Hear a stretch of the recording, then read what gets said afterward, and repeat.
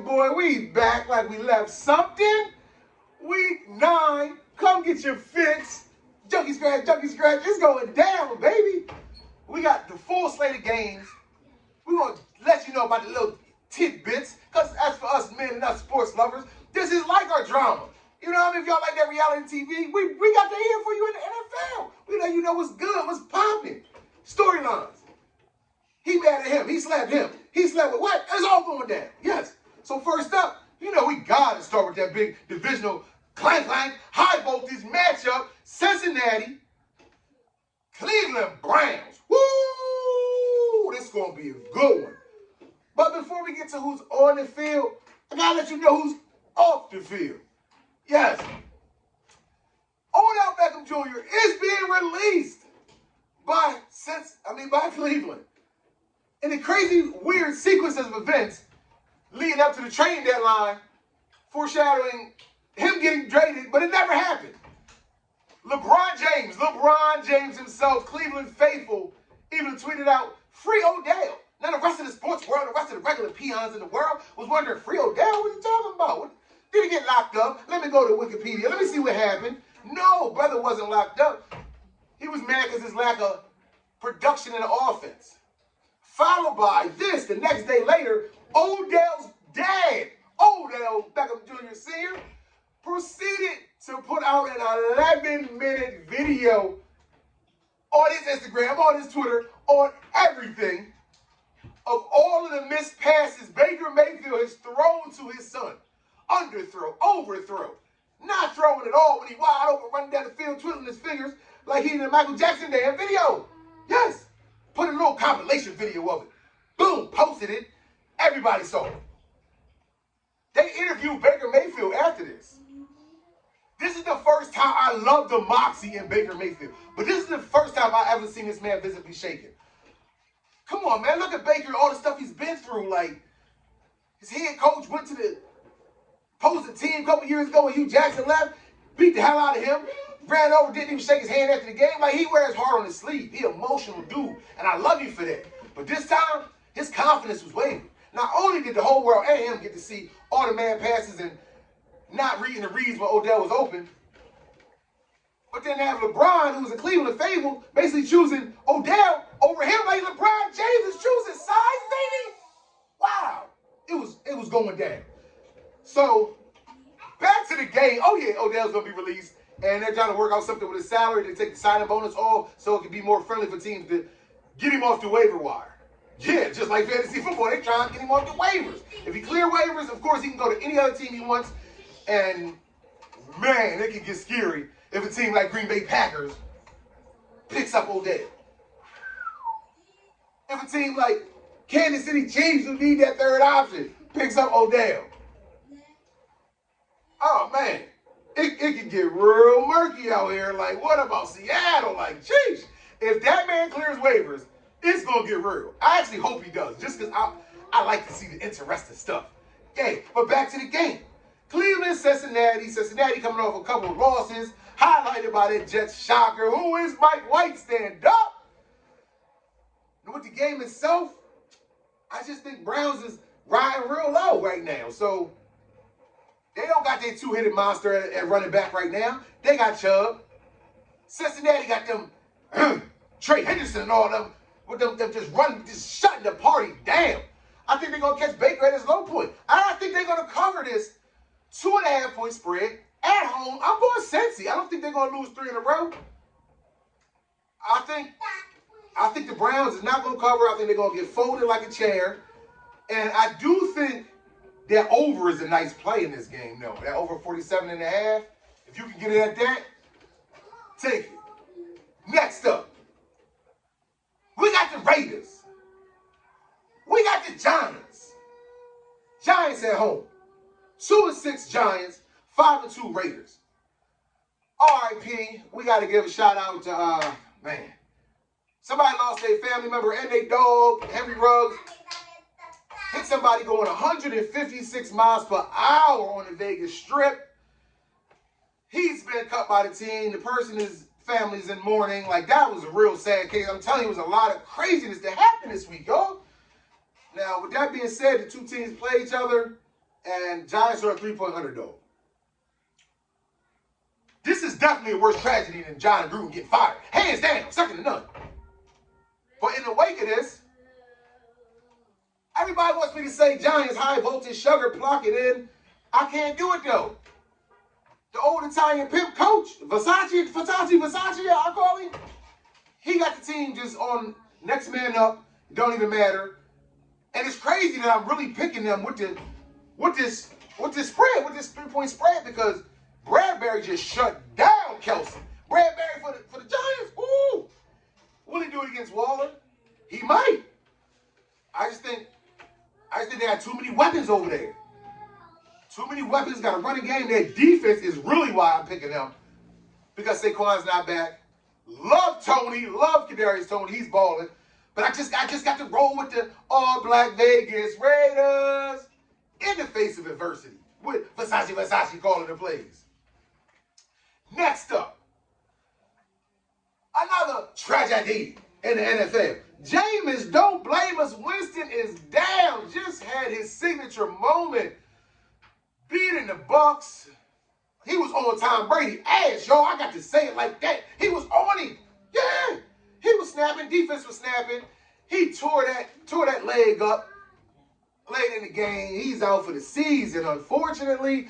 But you got to love this guy, though. He got to get a max out, man. He in the locker room with the crutches dancing after they upset the Bucks.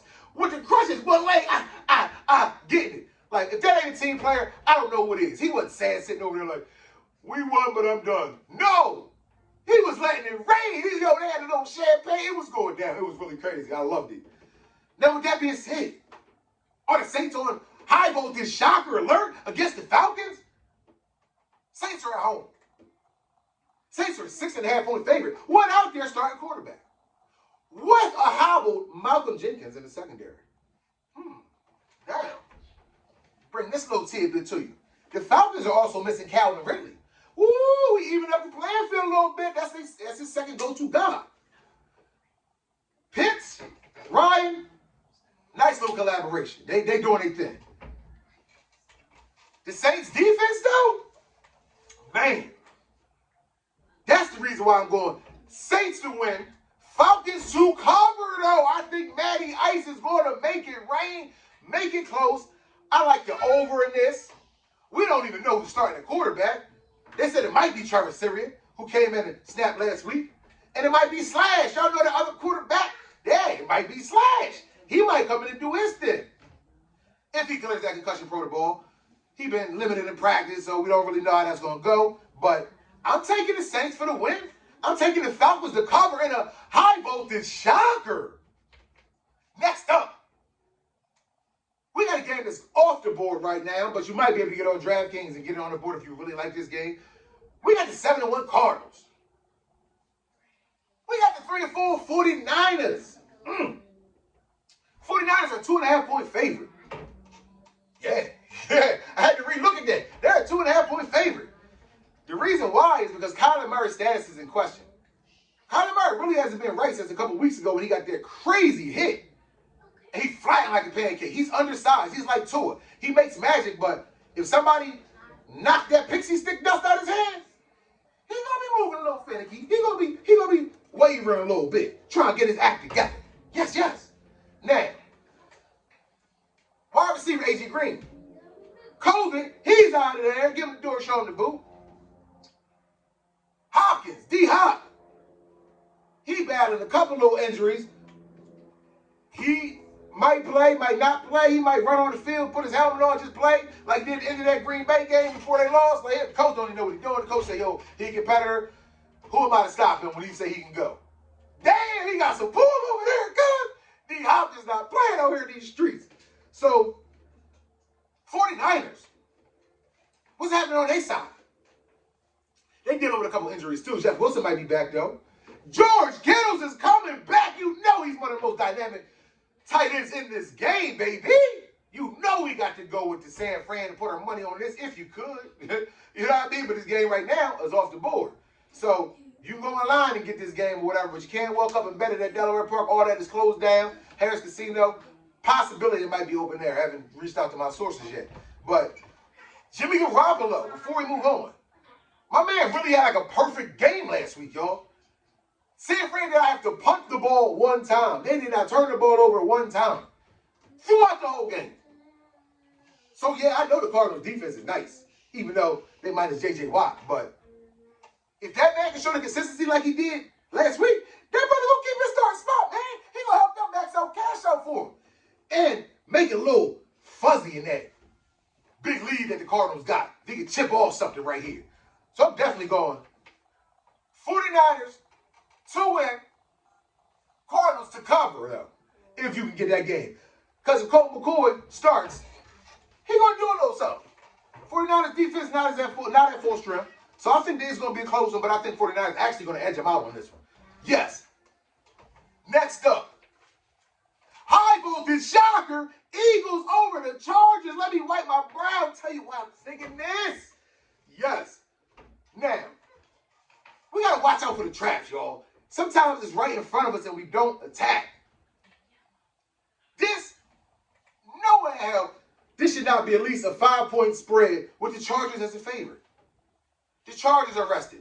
The Chargers had the better offense. The Chargers had the better defense. So I had to dig a little bit to wonder why are the Eagles only 1.5-point underdog even though they're at home. You know what I came up with after my sports science research? Chargers 1-4 the last 5 games going against the Eastern Time Zone teams. Maybe that's it. We got daylight saving time happening tomorrow. Throwing another hour off the schedule. Maybe that's it. Maybe because the Eagles ran the damn ball for over 200 yards without their starting running back last week. And the Chargers give up over 5 yards a carry on defense. Maybe that's it. But I take all the 3 factors and I plug it in. The Eagles might get that high voltage shocker. I'm taking them to cover. They might lose the game, but I think if they lose, it might be by 1. Jalen Hurts is showing the ability to read these defenses a little better. Know when to hold them, know when to fold them, not doing dumb interceptions, not throwing the ball into traffic. Like he's growing before our eyes a little bit. If that defense can get that pass rush and blitz him, that is the key to beating Herbert. Blitz him. Look it up. You blitz that man, they fold. Straight like that. And his wide receivers is dropping the ball at an alarming rate over the last couple games. In really game-clutching situations, they dropping the pill. What's happening with them? I gotta go Philly. Philly special, baby, to cover. Next up, we got the Bills. We got the Jaguars. Jaguars at home. Jaguars are garbage. Yes, boiled bologna, sitting out stove for 4 days. They ain't worth 2 damn flies. 2 damn flies smashed together, rolled over with a bicycle. Looking bad. Just got obliterated last week by Seattle. Yes. We're going to go to the other side. The Bills is 5-2, but they flying under the radar a little bit. And it's not really safe to bet your money with them because they keep on blowing these high spreads where you think they're just going to run away with it. Now, I think the only interesting tidbit from this game is that in 2018, Bills drafted Josh Allen. We all know him. 2019, the Giants drafted defensive end star standout Josh Allen as well. 2 years in a row, both at the number 7 pick with the same name. This is the first time they will actually face each other, though. We're going to see who get the back. I believe I'm going to go with the man in the blue team. Yeah, I'm going to go with them Buffalo Bills. Surprising everybody, actually covering a big spread for once. And the only reason why I say that, because James Robinson is a little iffy. He may not play. They have very limited weapons on this offense. So with that being said, I got to take the Bills with the points.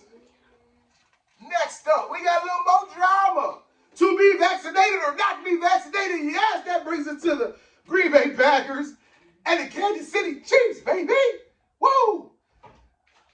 This is the matchup supposed to be of 2 Super Bowl MVPs, league MVPs. I had this one marked on my calendar for a long time.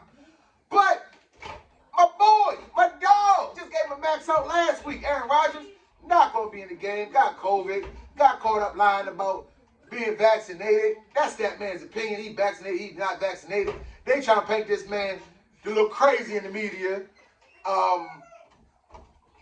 Devontae Adams is back. Love, backup quarterback. Love going going to take the reins.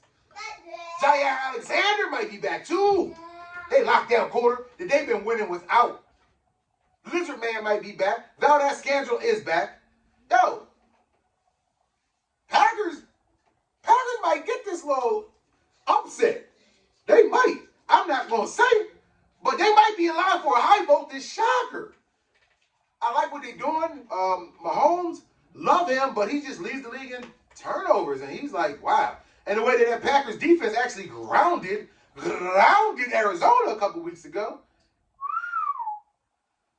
I think I'm going to take Packers. If you can get it with 7.5 points online with the start of that, go for that. Definitely take that Packers with the 7.5. But the little tickets that you get at the little stores and stuff, Chiefs is at 1.5 on there. I'm comfortable with taking that Chiefs for 1.5 points. Keep it real. Comfortable with taking that. I absolutely love the over in this. I'm not sure exactly what it is, but I love the over in this. I think it's going to be a lot of points scored. Next up, we got my favorite team to bet with this year. I've been 4-0, betting big money on the Dallas Cowboys, as I call them, the double up kings and them single game bangers. Yes. Now, this one got a little intrigue. And I'm going to go on record. I'm going to say it now. Denver, high voltage shocker to cover. I don't think they're going to cover that damn 10 points. That's a lot of points. Denver still got a hell of a defense. Von Miller dipped. Yes, that's what everybody's talking about. Von Miller dipping. But what y'all not talking about is how them two backups came in and got 3.5 damn sacks. Woo! It went down last week. I'm telling you, I think they're in good hands. Still got Kenny Young over there. Two that they got in that little trade. Dak is back. Dak is at home. Running game is in question, though, right now for Dallas. You know why? Because all-pro Tyron Smith lineman, he's out of there. Not playing, got an ankle. But they are welcoming back their other tackle, though. Lyell, I didn't pay her for that drug test. Collins, yes, he's coming back, baby. Yes, the man that can't pass the drug test want to pay the lady, want to pay the official to take the drug test for him. Got called out. She must have been an Eagles fan. I don't know. She set that man down on the bench, snitched on him, set him down for about 5 weeks. He's back. So at least they know one side of the line they can run to. That's good. But who else is back? Jerry Jeudy for Denver. That's why I told y'all Denver was going to win and cover last week. And they did. They was definitely on my ticket last week. The one that cashed out for us. Now, Dallas got a lot of wide receivers that's a little banged up. A lot of them, actually all of them. They're all going to play, but I don't know how effective they're going to be. Denver got that pass rush.